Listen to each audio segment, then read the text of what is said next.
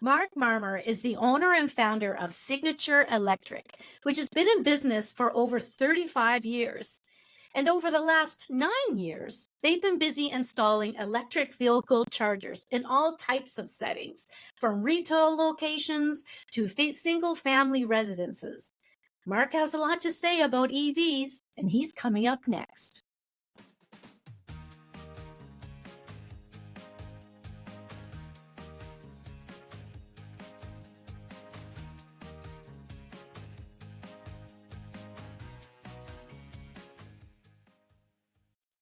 Hi, Mark, and welcome. Hi, I'm Maria. Nice to be together with you. No, it's great. I was telling everyone in the intro about a little bit about your background. You've been in the electricity, the industry for a very long time.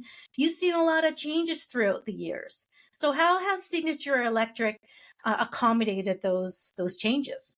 Actually, you're right. I started in the trade when I was 18 years old, so you can see a little time has passed already, and we've been in business about 38 years. So if you could imagine back when we started, there was no really such thing as the internet. We were Yeah. using typewriters, carbon paper. When we got the first fax machine, it was like a really big deal when people got. So if you can even imagine that, Wow. and to where we are today with, say, electric vehicles and the material and equipments that are available now, and because we're a fairly nimble company, we're able to sort of adapt to changes. We're really a service-based company, and one of the things I know that we're talking about today, which is of interest, is electric vehicles are making up about charging for electric vehicles has made up about 50% of our business now. So imagine 8 or 9 years ago, it was 0% of our business and we were doing just fine.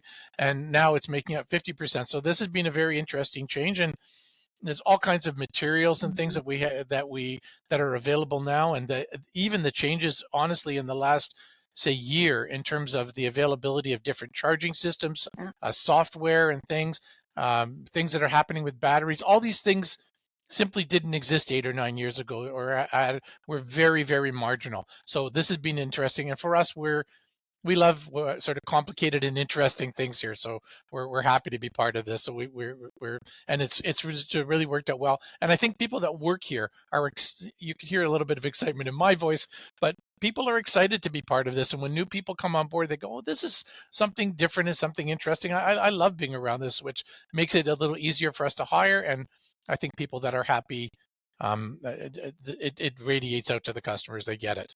They do. And because, let's talk EVs. There isn't a lot of excitement around the industry. There's also a lot of concern as well. But you have a really strong YouTube channel. And I took a couple of minutes and I went in and I watched your videos. Very helpful. You talk about a variety of topics, from batteries or charging infrastructure. You really drill down. Let's talk a little bit about your YouTube channel. Why are you doing this to educate? First of all, you hit the nail on the head. I spend in this office, you would not believe the endless hours that are spent on the phone or on this kind of platform, explaining in detail how this works and how that works. And I think if I can just explain this once and it gets repeated hundreds of times without me having to, physically do it, it really is useful. And it's become part of the brand. Right. I don't know that I saw it that way to begin with. I saw it as being just something useful. Let's explain this. Let's explain that.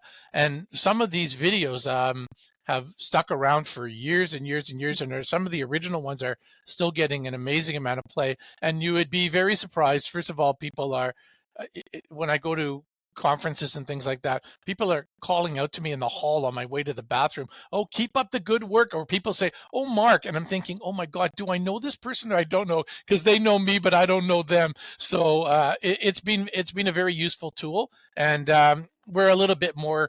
As we've grown, we've become a bit more strategic with how we use it, and the flavor has improved. But I think that homey feel that you feel and that excitement that I'm hoping is coming through when I speak to you, because it's genuine, it comes through in the videos as well. And people here, if they would like me to do nothing but YouTube videos here, but I do contribute in other ways to the business. It was wonderful. I really, and it's encouraged. You can tell people are just loving it. How, And talking about EVs, when you first purchase one, uh, it can be a little bit confusing and a bit intimidating, I guess you would agree, because you're going from a gas, powered engine to electric. How would you explain to somebody, the difference between a level 1 and a level 2 and a level 3 charger? Let's break that down just for people who don't quite know. No problem. So you've probably number one picked the. I never understood that this was going to be the most interesting video that we ever did. I just sat in a chair and talked for half an hour, and to this day, that's our top video, and that was, I don't know, 7 or 8 years ago. I'm not even sure. Yeah. Um, Listen, to begin with, we're kind of creatures of habit. We've been driving gasoline vehicles for a long time. We Mhm. kind of know how it works. We get the idea that we're doing oil changes and where to get gasoline. And it all has a very real level of comfort because that's sort of the human being part in us. And now you say, well, we'll have these electric cars. Well, okay, how will how will that be different? How will I charge it? And what have you? So just to begin with, if you get to drive an electric vehicle, you will immediately notice a difference. The performance of the vehicle is different. The quiet of the vehicle is different. It does not feel the same, and it's a really nice feel. There's a lot of electronics in the vehicle that you didn't see in the other ones. But you're right. I went to the corner. I know where the nearest Esso station is in Toronto, and there's no problem. I'll fill my car up. But what am I going to do to get the electricity into this car? And most of the people that started had single family homes and had chargers at home, and that was very common. But you mentioned, so, and we're moving past that, and we can discuss it later if you have time.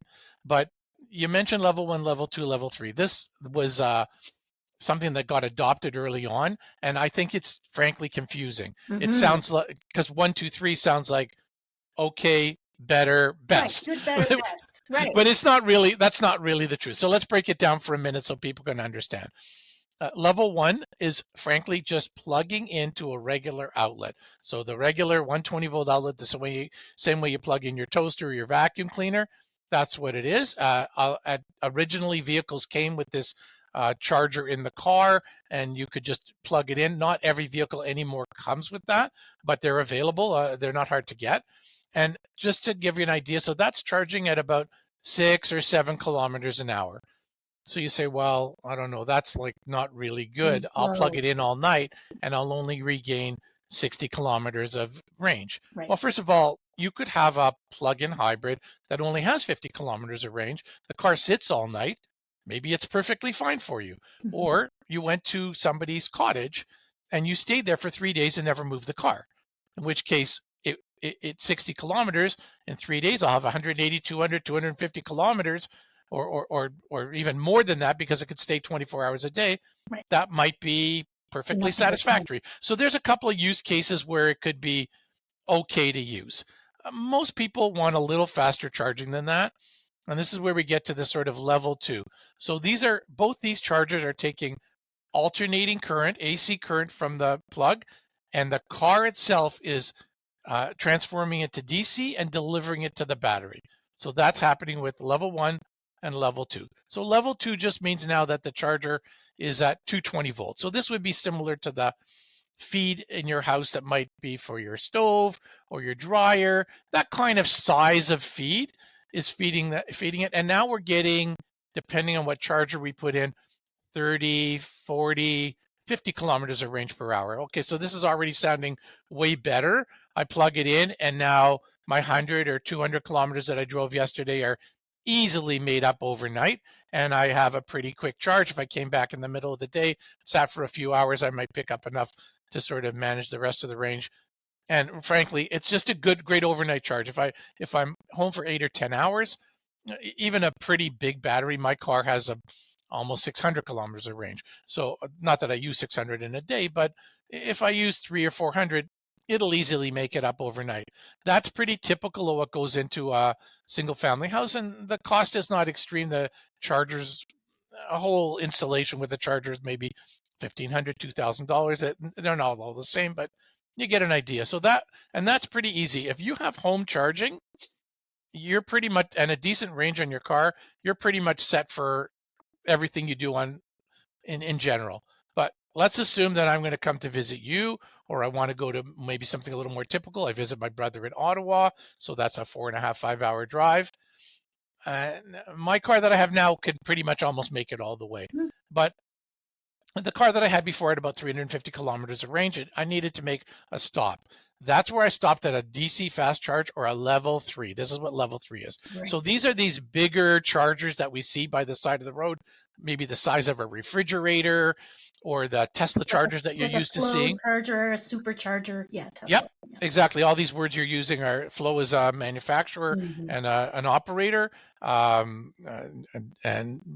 these are all DC fast chargers. So the difference there is the energy is delivered in direct current directly to the battery much faster, and I may make up 300 or 400 kilometers of range in maybe 45 minutes or a half an hour. So and people would use those as their driving places, but even people that don't have home charging now, I'm finding that sometimes they're using these. So Mhm. they're working it into their schedule to sit for maybe half an hour once or twice a week, and they seem to be managing. I don't think it's yet ideal, but it's a stepping stone. We're kind of, part way there, and it gives people the ability.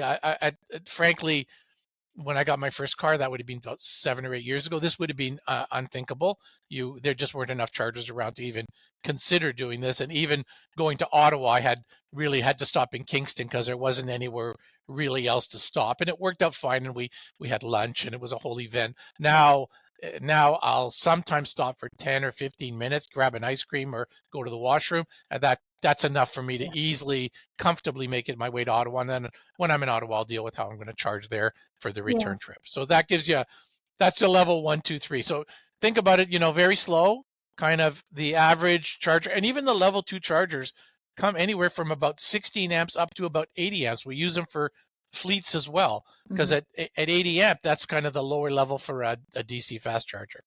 So, okay, I think I'd see if you can consume all Well, you that know what it is. information. Yeah, well, one would think that level one would be the best one, but it's Oh, not. really?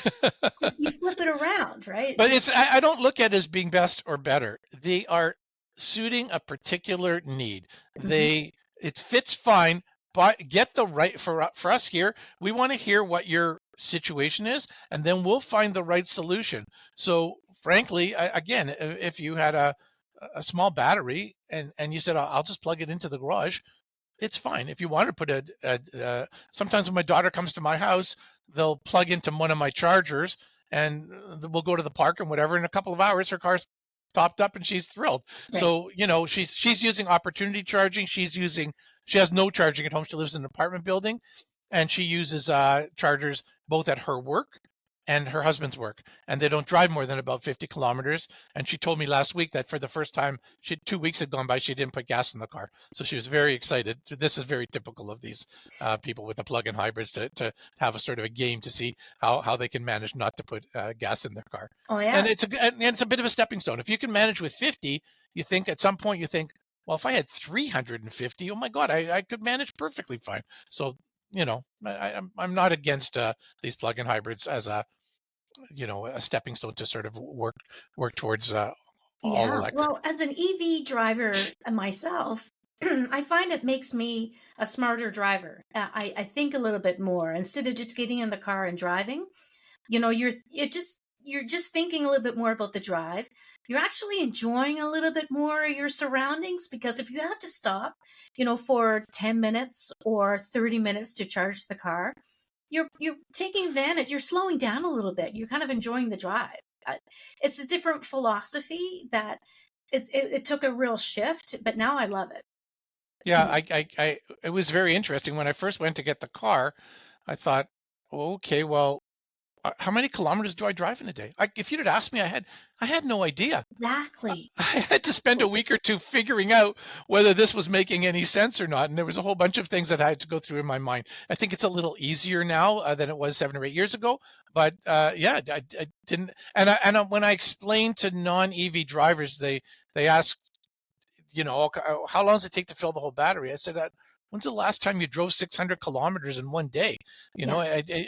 Right? You and I know, right? We have exactly what you're saying. We have a slightly different way of thinking, and Well, it takes time to figure this out, right? Yeah, and once you get past that, then you're really enjoying it. It's the journey and the destination. I guess you're enjoying. let, Um, let alone some of the things that the car can do, some of the self-driving features that we oh, have and I love that the make it a speed. bit easier, and some of the features that you and I even the I we the braking the it's unbelievable the fact that you almost never need to use the brakes in my car is amazing, right? Yeah, it is. The regenerative braking. Now, when you first get a new car, you're given some connectors. You're giving some, like a CCS and a CHAdeMO and an NACS, which is like the Tesla one. Each one of these are different. When you go to for non EV drivers who are out there, these connectors mean different things, right?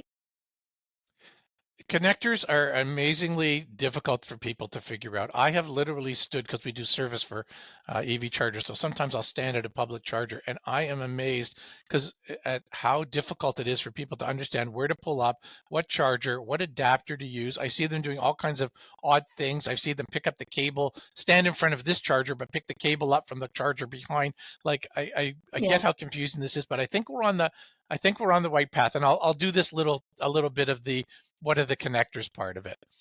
Most cars, at least up until now, have come with what we call a J1772. This Right. is sort of the typical connector that fits in that comes with the level 2 charger. The cable's already there, plugs in the car, and we're good to go. Tesla uses something different, which was called an NACS. It's now got a definition. It's a J3400. So the other one's 1772, the new one's 3400. And people that had the Tesla vehicles that wanted to use the J1772 from all the other ones, a little adapter came with the car. Right. It doesn't come with the car anymore. You have to buy it, but it's not very expensive. Hmm. And most of us keep it in our car so that we can have the opportunity to use that. So that means that anything that has a J1772 will be able to use with all cars. We put tons of these in condominiums, and it's very common. So that's the level 1, level 2 kind of charging. Hmm. When you get to level 3, we're delivering DC, it's not necessarily the same connector. Tesla uses the same connector. The same one that goes for the AC is exactly the same one that goes for the DC. Very easy to use, nothing needed.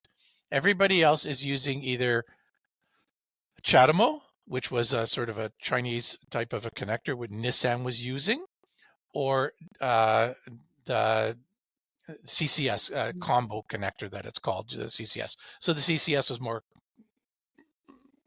more available. I think the CHAdeMO is pretty much gone now. Yeah. Even Nissan is changing it, so I think this is going to disappear.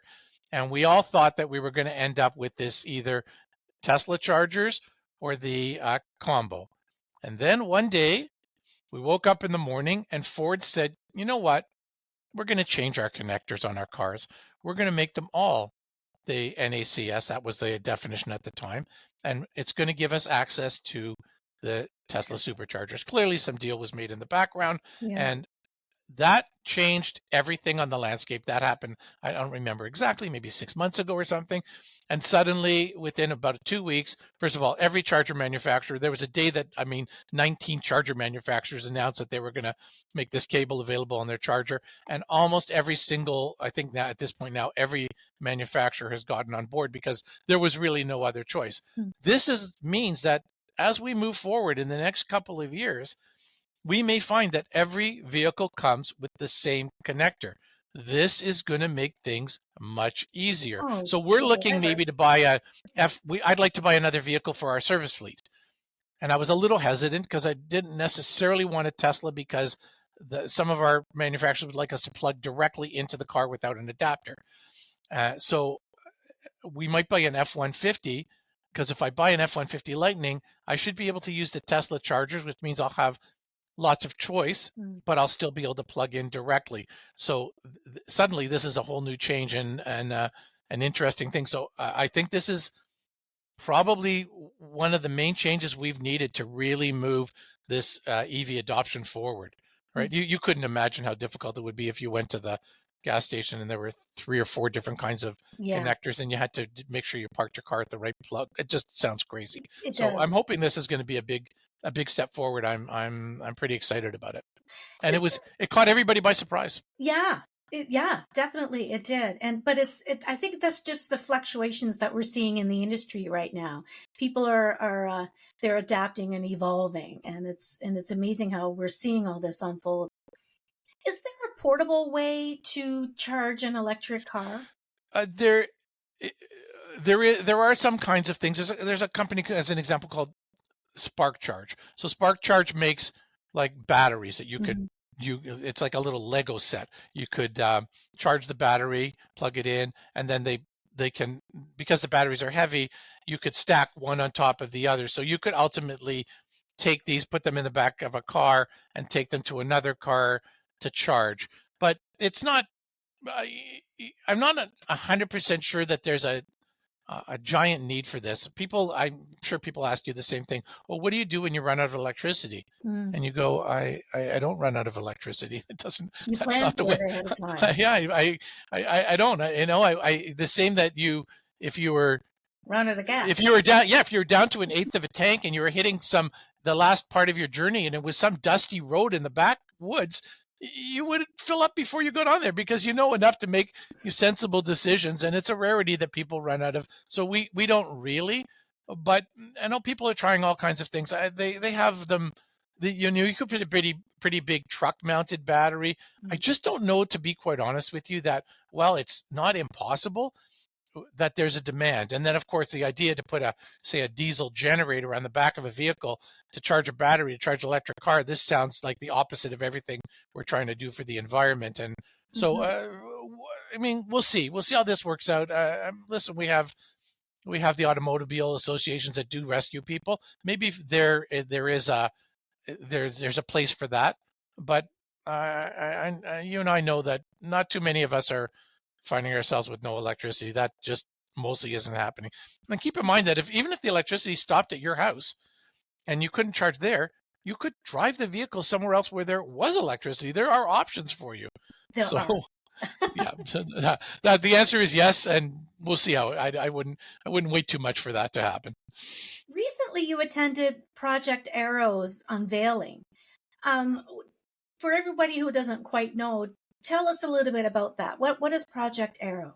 So it's interesting that this was a while ago that got unveiled, and Project Arrow is continuing into a second iteration now. So the idea was to find a way for the automobile parts manufacturers to showcase what Canadian talent was, and they brought together. They said, okay, you know what we're going to do? We're going to build a car, and we're going to build an electric vehicle, and we're going to allow all the people that are making these pieces or those pieces of the car. The car was amazing. It had like I think a maple floor inside to give it that Canadian feel. It's very impressive. And they went to the schools were the technical schools here in Ontario were part of what was involved in building this, and they felt that they could take the car with them to places and showcase. The purpose wasn't to showcase the car, but to showcase the talent of Canadian manufacturers, and it works quite well. People were very impressed, and they wanted to connect that with other manufacturers, so that if you were looking for somebody to make a dashboard or a steering wheel or a particular component, whatever it was, seats, and they had all kinds of monitors. They were looking at electronics monitors that would monitor in case you had a heart attack, that it would be able to sense your pulse, realize that something was wrong, and then safely move the car over and then make a phone call to emergency services. Like all these things, they wanted to showcase all this in one package. So it was quite impressive. It was unveiled a few years ago at the automobile show here in Toronto. And now that now we're moving, they announced just recently they're moving to a second generation. They're going to do something similar again. I think they have really the one vehicle at the moment. So I mean, this is great. We have a lot of great Canadian talent, a lot of great Canadian manufacturers. Automobile manufacturing has been a big part, and certainly in Ontario's certainly all Ontario in particular is where I live. Is the government's all in for battery man. We're going to be one of the largest manufacturers of batteries in the world. So this is a combination of having, I believe, the right the government thinking the right way, some of this infrastructure here already, and not being very far from the mining. They want to connect all these pieces together and make it into a finished product. Recent news has told us that EV adoption is cooling a little bit. What are your thoughts on this? First of all, this is a very hard thing to do. Uh, Car sales in general ebb and flow. And I think everybody is always looking to see that how the naysayers always want to say, oh, look, it's not working. Now people aren't buying EVs. Some of it's just a change in the marketplace. But the other thing is, when you say that to me, I think you're thinking, well, in your backyard, like in Canada and in the US, things seem to be quiet, slow. The adoption's not very good. Except if we look, adoption is not car manufacturers don't manufacture cars for one area. They manufacture cars for the whole world. Hmm. So if you went to Norway as an example, and I think you already know this, that adoption there is at 91.5% now. So you would see a completely different arrangement. And even in Canada, if you went to BC or to Quebec, where the government is really behind these things, you'll see way more vehicles. I think, and I mean, there's people are saying that this coming year is actually going to be a very good year for vehicles. We have new vehicles coming out um, from manufacturers that we hadn't seen, the quantity of them, the different kinds and different price ranges. So Mm. I don't think. And listen, it doesn't seem at all possible to me that this clock is something now going to stop or turn back and somebody will go, you know what, we really made a mistake. These gasoline burning vehicles, this was the state of the art. I can't believe that we imagined to go to electric vehicles. It's impossible. It's just, I think for you and I, this has moved slower than we thought it would. We always think we're in it. We think it's great, and Yeah. we can't imagine why everybody else isn't. But you know, once we reach past people that are have home charging, it's a little more challenging. What are they going to do? How are they going to charge it? So we're in that sort of second phase. I think things like we talked about, the NACS connector and better public charging, and everybody, now that the cars are there, making the batteries better, making the range better, making the charging faster, making everything easier, all of this will come together. If I could tell you tomorrow that you could charge your car exactly the way you filled it with gas, that on every fourth corner there's going to be a place to charge. It'll only take you 5 minutes. There is no possible way that you would buy a gasoline car because it doesn't make any sense at all. The maintenance is far too high. There's too much oil changes, let alone the God help me that we're moving from burning fossil fuels. I mean, this is almost secondary to some people, but the whole thing is better. I just need to get this piece into their heads and get this working. And people can't build better batteries and better charging if they don't have customers. And now we're getting enough customers. So it's always a little bit of a chicken and egg, Hmm. and it has its moments where it gets a little slower. But I really don't see any other possibility. But for this, it's certainly in the for people's cars. Large trucking may be a different story. We may have to figure out other ways, or that may adapt over time as well. People are working on it, but for the cars, I think the ship has sailed already. We're absolutely going in that direction, and I wouldn't worry about what it seems to you like a temporary slowdown. And I don't, to be perfectly honest with you, don't believe everything you hear in the news. The news has a particular bent that they want to talk about. Not every car catches on fire. Like it's just Yeah. if if it bleeds, it leads, right? So I, I think we have to take, and certainly in China, the cars there's an unbelievable adoption of vehicles that you just don't see them because they haven't worked out here, come here because of tariffs and other things. Hmm. But this is going to work itself out.